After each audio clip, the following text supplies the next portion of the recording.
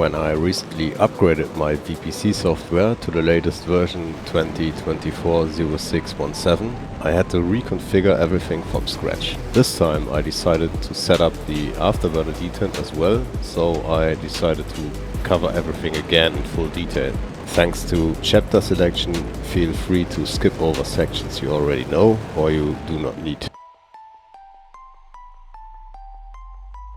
I use the included detents in my own ghosty style configuration, the Warthog off-idle-detent as off-idle, also known as detent 1, and the classic off-idle-detent in rotated position as an afterburner detent. This setup works perfectly for me, but what you ultimately install is up to you. It feels perfect to me.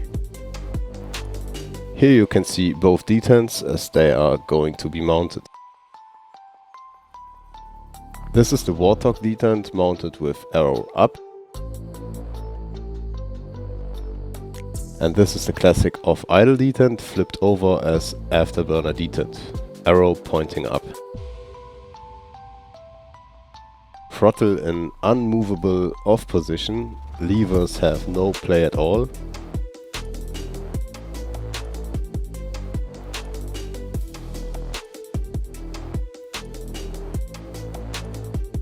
Levers in idle position.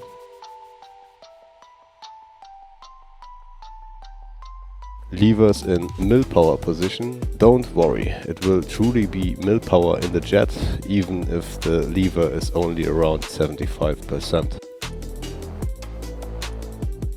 And this is what 100% thrust, full afterburner looks like. The levers are pushed all the way forward.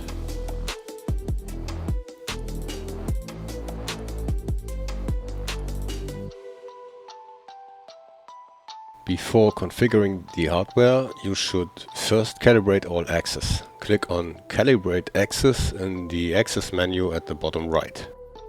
Then, in the following calibration menu, move all the axes of the unit several times completely from end to end. The two throttle levers,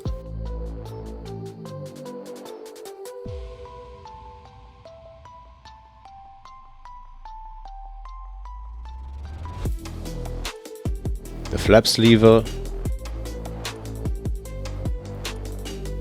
the slider axis on the front left of the right throttle lever, and the analog stick on the front right of the right throttle lever.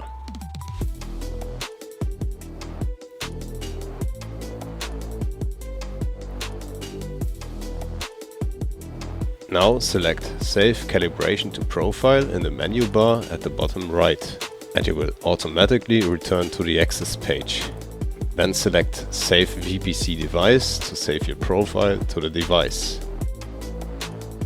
This always takes a moment because it first saves and then reads from the device.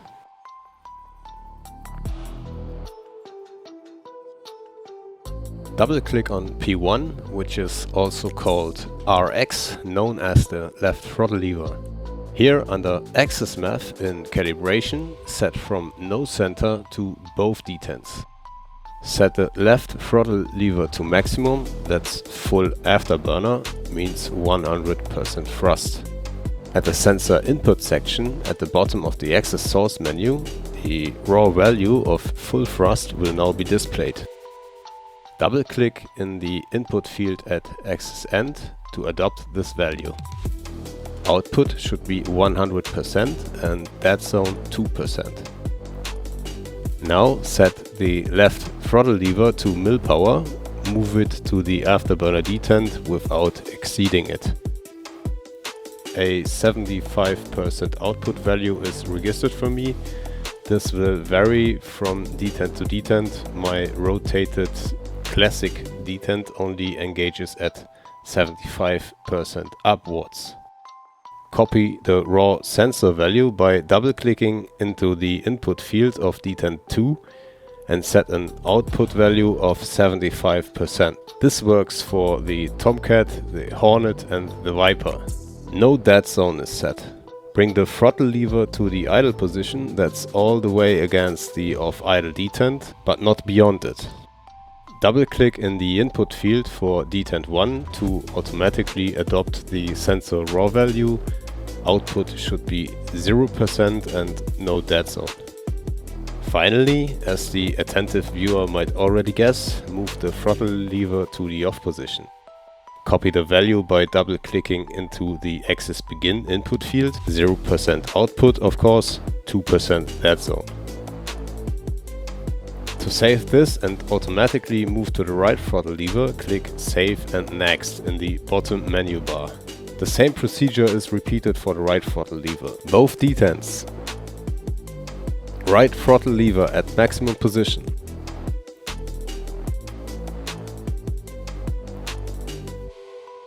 Double-click on axis end, 100% output, 2% dead zone. Throttle lever at mill power against the Afterburner Detent without exceeding it. Double-click in Detent 2 input. 75% output, even if 76 is displayed raw, no dead zone. Throttle lever in idle position.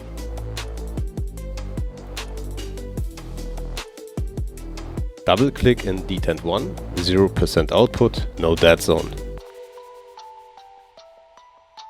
Throttle lever in off position. Double-click in axis begin, 0% output, 2% dead zone. Finally, click Save to return to the main axis menu or Save and Next to directly proceed to P3, what's RZ, which is the flaps lever. I chose to go through the main menu.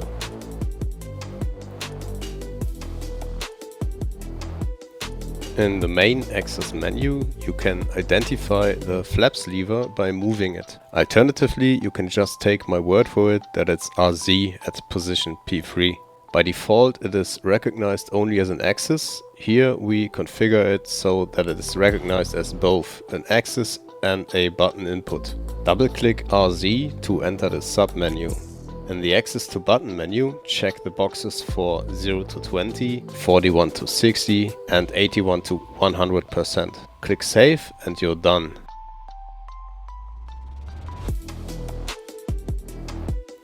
For the slider on the front left of the right throttle lever, it's the same process. Identify by moving it, which will register it as the Z-axis. Double-click to enter sub-menu. This time check the boxes for 0, 50 and 100%. Click Save to return to the main menu. And then finally write everything to the device by selecting Save VPC Device.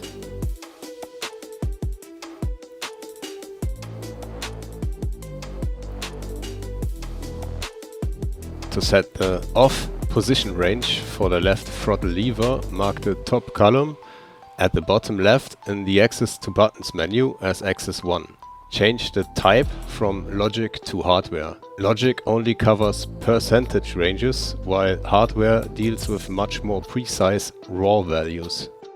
After putting the left throttle lever in the off position, a raw input value of 10.839 is registered for me.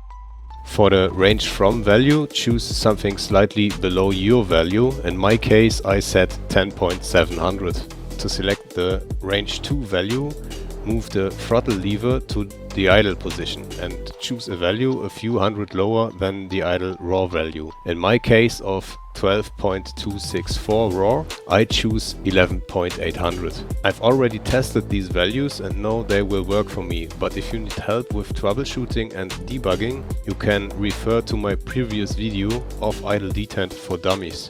Nothing personal. Now do the same for the right throttle lever. Declare the second column axis as 2 and change type to hardware. Move the lever to the off position.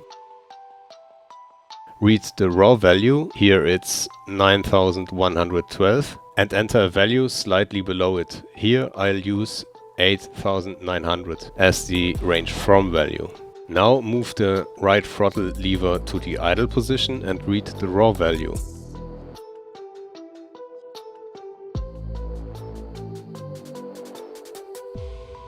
Enter a value just below it in the range 2 field. In my case, the raw value was 10.730 for idle right, so I enter 10.500.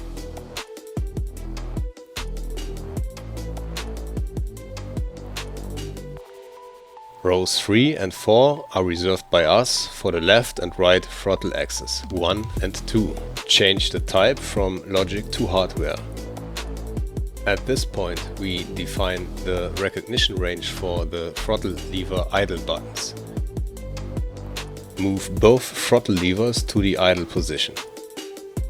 In the simulation itself, the axis indicates the position of the throttle levers, but for the button binding to start an engine, we need the idle range to set it as a button in-game.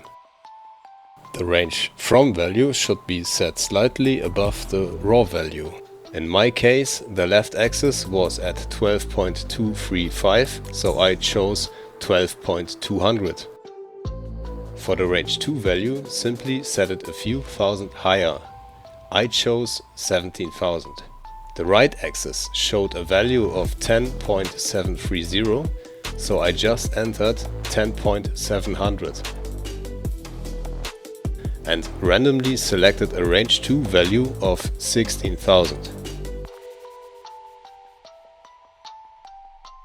The following step is completely optional and not necessary. However, if for some reason you want to set a software Afterburner gate in addition to the hardware Afterburner Detent, which would be completely pointless, then follow this step. Reserve 2 more rows for axis 1 and 2. Change the type from logic to hardware. Set both levers to mill power just before the Afterburner Detent.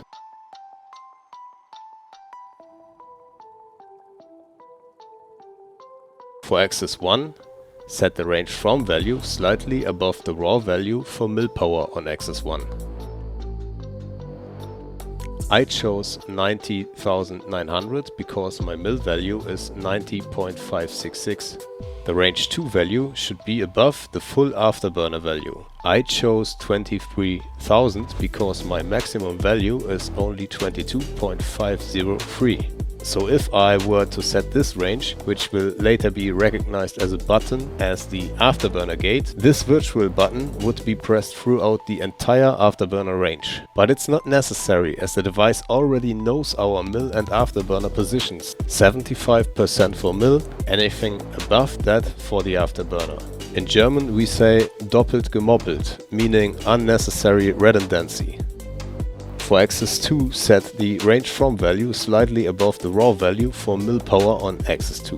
I have a mill value of 18.054, so I'm entering a range from of 18,200. The range 2 value should also be above the full Afterburner value. I chose 22,000 because my maximum value on the right is only 2955. Again, I will mention that you don't need this. There's no need to activate a software burner gate, just rely on your tactile hardware detent. Too many cooks spoil the broth. Or in German, zu viele Köche verderben den Brei.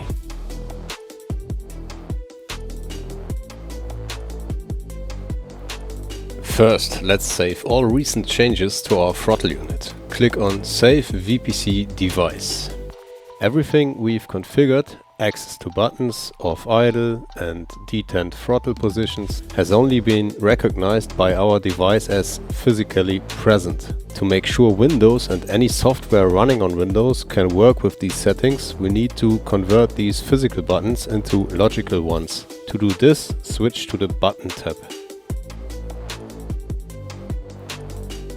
In the list on the bottom right, you will now see all these changes listed as access to button, along with the type of assignment.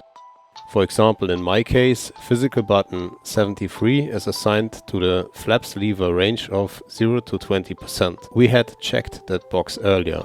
Here you can see all the physical numbers that we need to connect to available logical slots. In my case, that's 73 to 84. Scroll down the list of assignments until you reach the first free slot. For me, that's logical button 61. If we now assign physical button 73, which is the 0 to 20 position of my flaps lever, to this slot, this lever position will be recognized as button 61 in any software. I'll do this quickly by double-clicking on button 61, typing 73 into the physical field and clicking Save and Next. Then I type in 74, click Save and Next. And so on until I reach 84, at which point I just click Save to return to the button menu.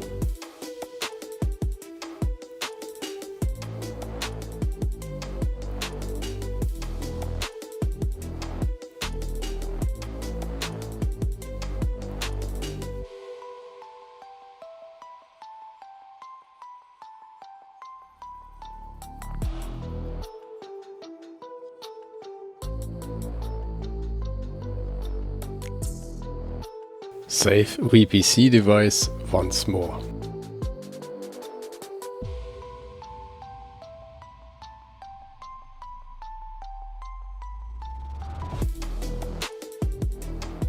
To check if all the buttons and ranges are being recognized as expected, you can test all areas and buttons in the bottom left of the bottom tab.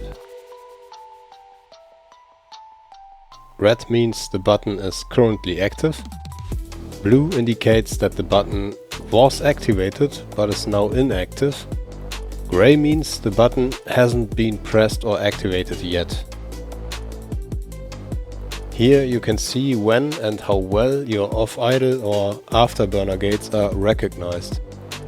If you're not satisfied with the ranges, go back to the Access tab and adjust the range from and range to values until you're happy with the results. Don't forget to write the changes back to the device using Save VPC device. Alternatively, you can activate the debug box in the top right to pin a permanent debug field, which you can still view in the Access menu.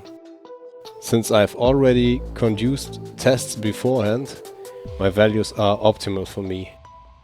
If you want to see such debugging in action, I refer you once again to my previous video of Idle-Detent for Dummies on my channel.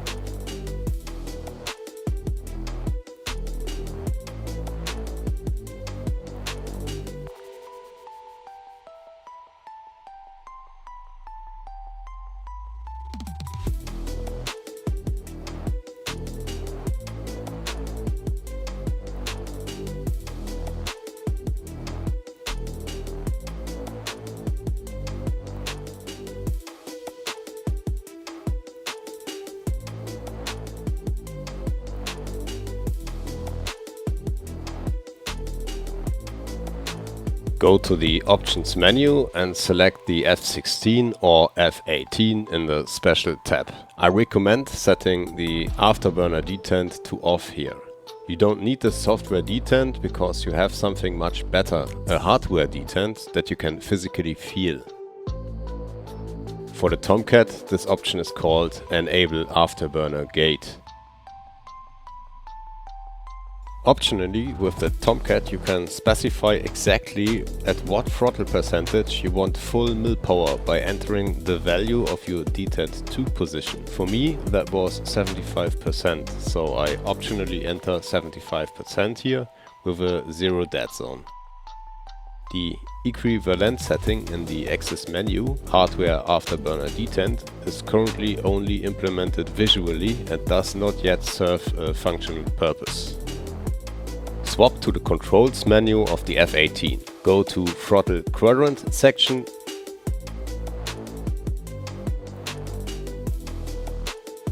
and assign Throttle Left Idle.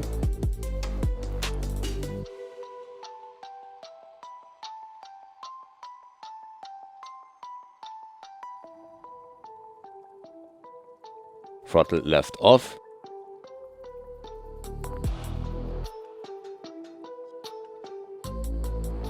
throttle right idle,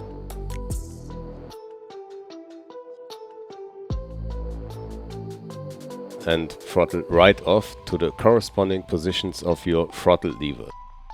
Finally, click OK to save. Thanks to our configuration, the appropriate logical button should automatically be displayed when the levers reach their respective positions.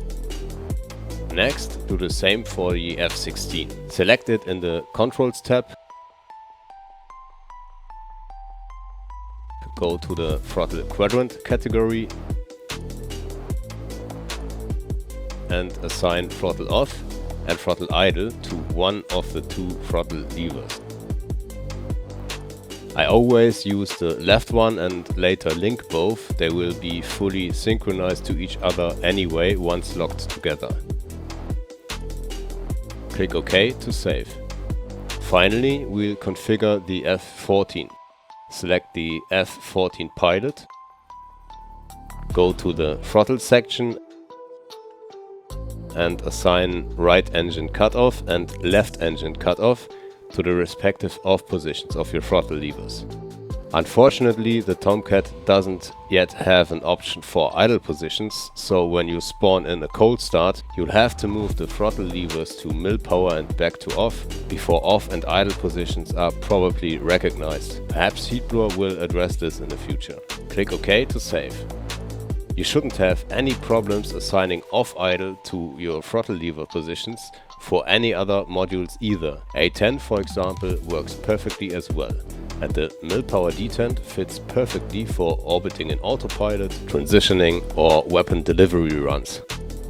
If you decide to turn on the software detent in the menu, you'll need to assign a button for it in the Controls tab to activate your Afterburner. Preferably the button we've configured in the optional section of this video as the Afterburner Range. Although you can choose any button you like. My recommendation: keep the software detent off because we have a hardware detent. You don't need a gate at all. Now I will show you how well this works for us.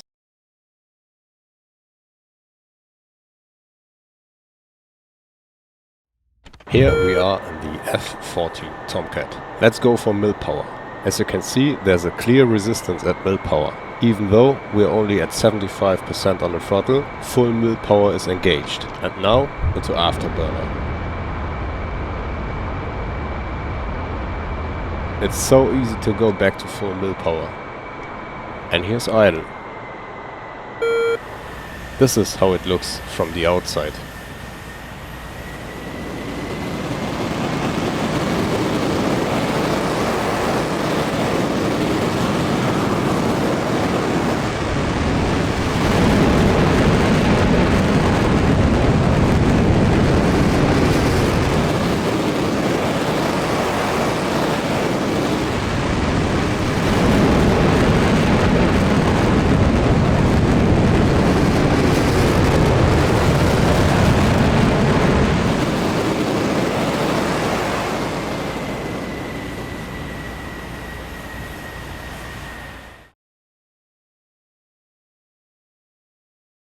Here we are in the F18.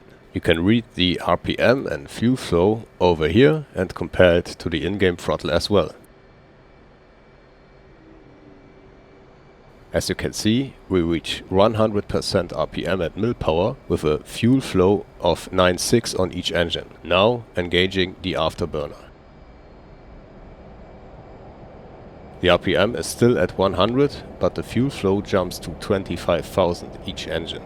There's no issue precisely returning to mill power. I can clearly feel my hardware detent.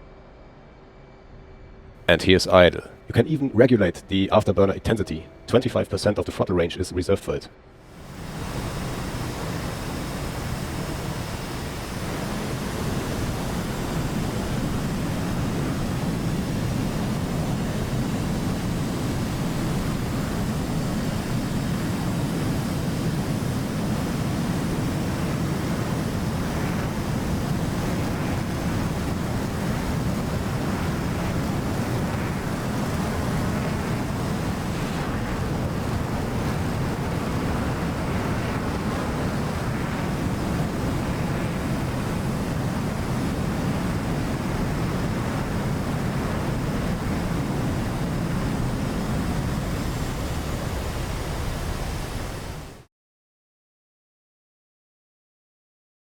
Last but not least, our beloved F16.